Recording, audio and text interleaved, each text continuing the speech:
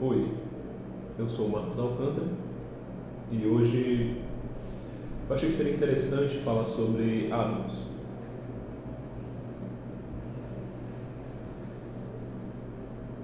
Tem um livro chamado Poder do Hábito, que foi um dos primeiros livros que eu li quando eu comecei a me interessar sobre psicologia.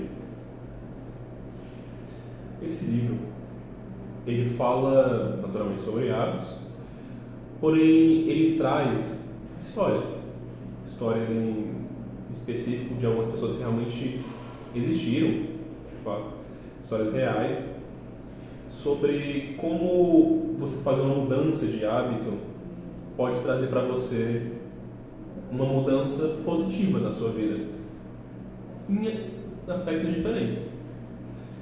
Pode ser que, por exemplo, você seja uma pessoa que tem algum tipo de vício e queira se livrar desse vício, e, para tanto, você pode recorrer à mudança de hábito para isso. Também pode ser que você só queira criar um hábito positivo na sua vida. Afinal, isso é algo que é importante de ser destacado. Existem hábitos positivos e negativos. Digamos que podemos classificar como virtudes e vícios. Vícios são tudo aquilo que nós temos como hábitos, coisas que repetimos, traduz-se dessa forma, seria essa a definição. Coisas que repetimos e que nos causam algum tipo de mal a longo prazo. E às vezes até a curto prazo também. Enquanto que virtudes ou hábitos positivos são coisas que nós repetimos e geram benefícios para a nossa vida. Por exemplo, o consumo excessivo de álcool seria considerado um vício.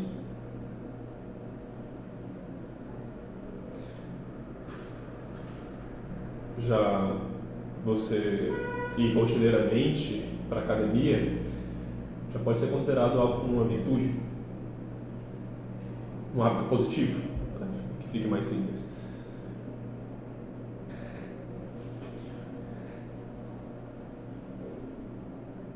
E é isso que eu quero apontar hoje. Eu quero que você perceba como você pode criar um hábito positivo na sua vida ou remover um hábito negativo da sua vida. O livro, ele traz uma forma bem simplificada de psicologia comportamental, que seria a psicologia que, como o nome sugere, estuda os comportamentos, pelos comportamentos. Ou seja,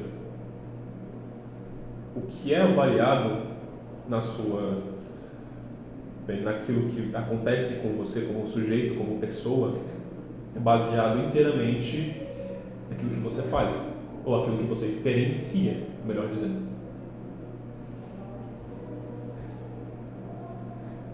Talvez alguns de vocês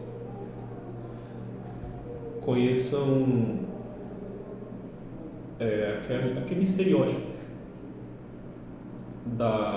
de experimentos com ratos, que ratos puxam alavancas e geralmente ganham algum tipo de recompensa.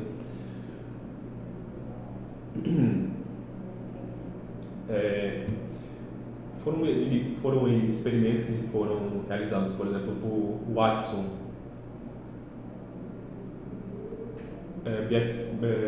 B.F. Skinner também, um outro autor que está muito relacionado ele é um dos autores da psicologia comportamental, mais especificamente do radicalismo. Bem, indo novamente ao nosso ponto, os estudos da psicologia comportamental apontam que existe alguns conceitos como estímulo, resposta, comportamento, condicionamento, entre outros. O livro Poder do Hábito, o Charles Duhigg ele traz esses 4 para explicar como um hábito pode afetar a sua vida, ou como você pode construir um hábito ou se desfazer de vícios, fazendo mudanças em relação a um estímulo ou em relação a uma recompensa, ou em relação ao comportamento em relação a esses 2, ou ainda uma mescla de todas essas coisas. Por exemplo, digamos que uma pessoa que sente muita ansiedade tem o hábito de fumar. Ela fuma para relaxar, ficar tranquila, se desfazer daquele sentimento de ansiedade que ela tem no momento. Nós sabemos que isso não é benéfico. Já existem vários estudos que comprovam que o tabagismo, o uso de cigarros e afins geram inúmeros malefícios à saúde. Uma pessoa que queira acabar com esse tipo de vício, ela teria que avaliar a forma com que ela responde a esse momento de ansiedade.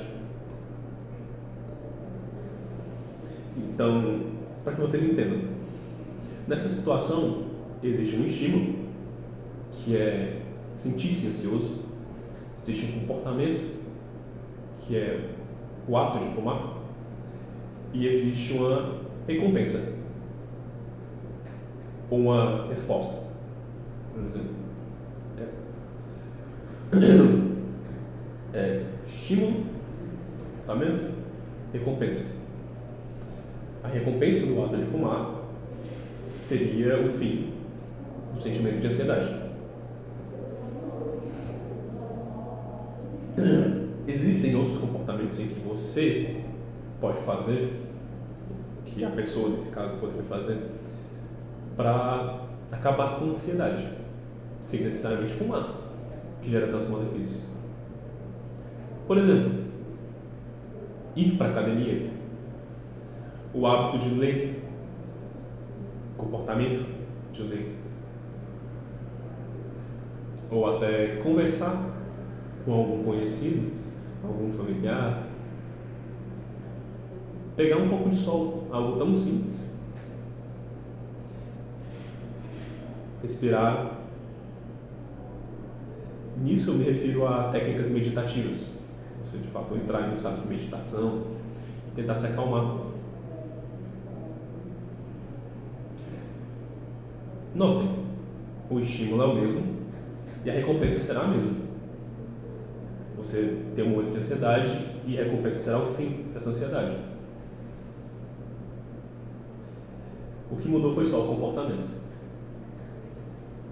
Deixou de ser algo nocivo para ser algo benéfico. Meditação não faz mal a ninguém. Pelo contrário, ela aumenta o foco, ela aumenta a capacidade de raciocínio. Existem inúmeros benefícios. Academia também. Você consegue ter uma melhora da sua saúde física. O hábito de leitura, ele também vai te gerar um aumento do seu conhecimento, um aumento da sua criatividade, entre outras capacidades cognitivas, capacidade do funcionamento do seu cérebro.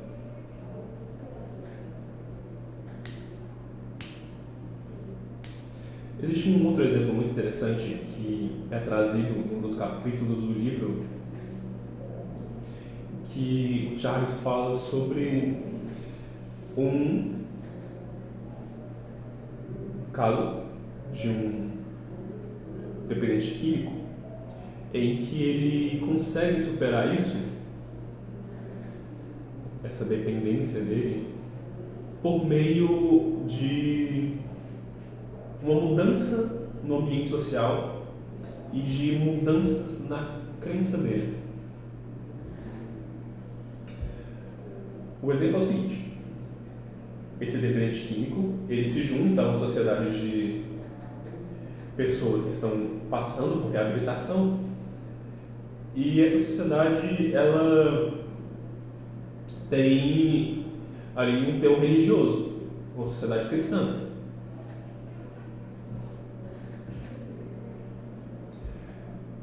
Existem valores associados a essa religião que reforçam a ideia de que você estar dependente não é algo benéfico para você.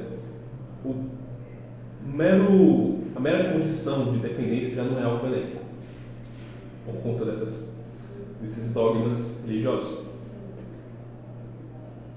Crenças religiosas, melhor dizendo. Enquanto que também o próprio dependente já sabe que depender de uma substância química que gera malefícios no cérebro, por exemplo, existem algumas substâncias em que elas diminuem a quantidade de massa cinzenta no nosso cérebro. Se aquela massa que ela é ativa, necessária para a nossa capacidade de raciocínio.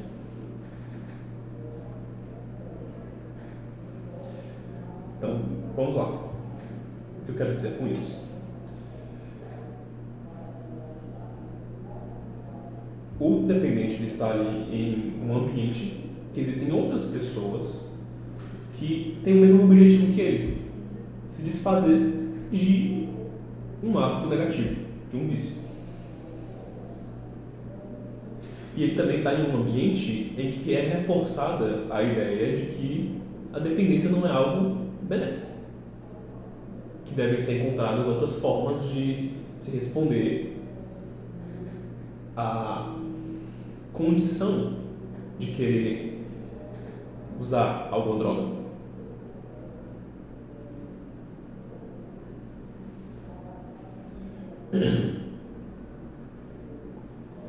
O que é importante nesse caso é o seu ambiente e a sua crença.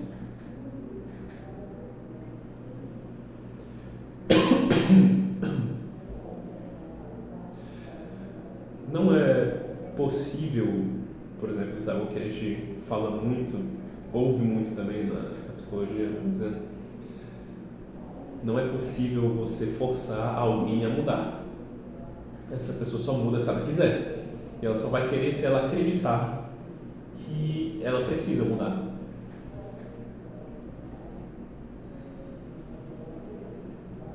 Nesse caso, um dependente químico se encaixa muito bem nisso.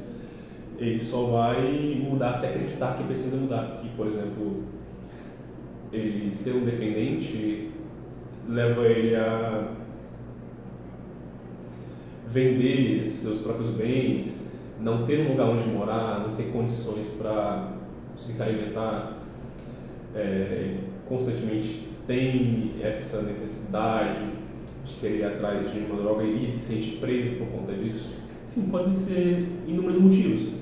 Pode querer para estar ajudando a família dele. Isso também. A questão é, a partir do momento que existe essa crença, que é algo muito interessante ser falado, até porque na terapia cognitivo-comportamental também tem isso, mas não vou entrar muito em detalhes, não tem como você fazer uma mudança de hábito.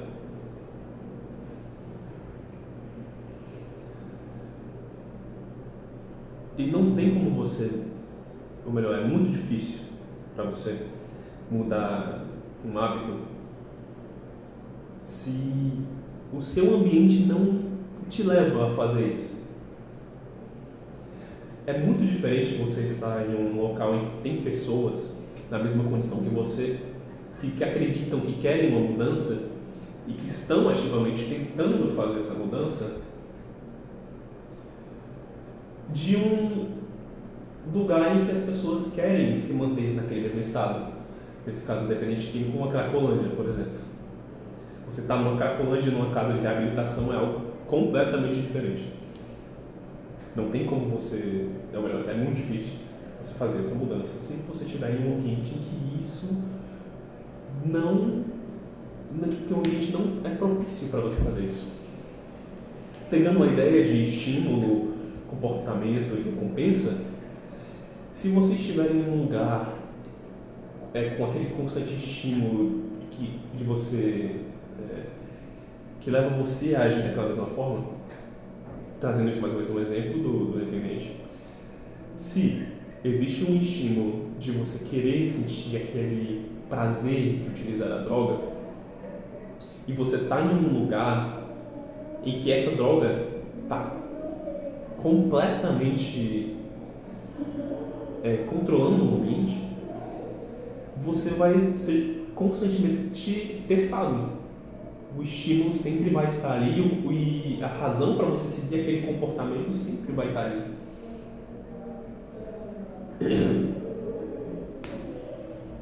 Então a tendência é essa. A tendência é que conforme continue existindo aqueles estímulos, você continue indo por aquele comportamento, na maioria dos casos.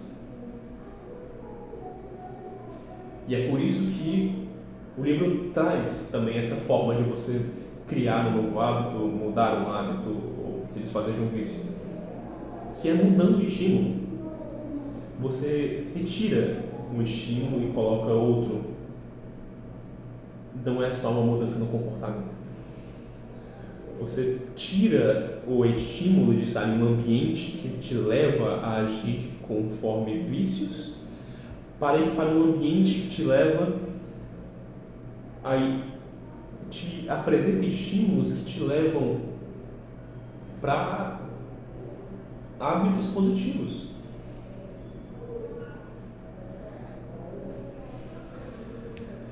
Eu acredito que ter essa noção de que você pode fazer essa mudança na sua vida, é algo muito necessário e importante. Porque muito da nossa vida é sobre hábitos. A primeira coisa que você faz ao acordar, ou a última coisa que você faz no seu dia é muitas vezes determinado por hábitos. O nosso horário de dormir ou acordar também é determinado por hábitos. Aquilo que nós somos é determinado por hábitos. E aquilo que nós fazemos tem resultados, respostas. Vou fechar. Tudo bem. Obrigado. E toda resposta gera alguma consequência na nossa vida, eventualmente. Uma consequência física, sobre nossa saúde, ou aquilo que nós nos tornamos. Quem nós somos é determinado por aquilo que fazemos. Por isso os hábitos são tão importantes. Por exemplo, se algum dia eu vou me tornar um psicólogo, depende se eu vou continuar estudando. Espero que isso possa te ajudar de alguma forma, que você consiga aprender como hábitos podem ser importantes, tanto quanto eu penso que eles são. Bem, se puder, deixa um like e se inscreve. Até mais.